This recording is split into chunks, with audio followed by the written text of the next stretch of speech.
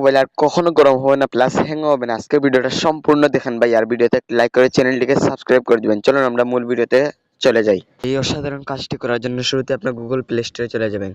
Google play স্টোরে যাওয়ার পর উপর দিকে দেখেন এখানে প্রোফাইল আইকন রয়েছে, এই প্রোফাইল আইকনে ক্লিক করবেন।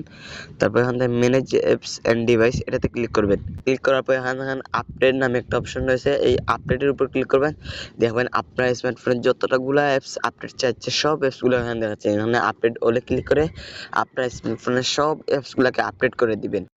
তারপর নাম্বার দিয়ে আপনার ফোনের যতগুলো অ্যাপস আপনার ব্যবহার করার কোনো প্রয়োজন পড়ে না সবগুলো অ্যাপসকে ডিলিট করে দিবেন। আমি একটা একটা করে ডিলিট করে দিচ্ছি। ধরেন আমার এই অ্যাপসটাকে প্রয়োজন পড়ে না, এই অ্যাপসটাকে আমি ডিলিট করে দিব। এইভাবে আপনার ফোনের সব অ্যাপসগুলোকে ডিলিট করে দিবেন যেগুলো আপনার কাজে লাগে না, তাহলে আপনার ফোন হ্যাং হবে না।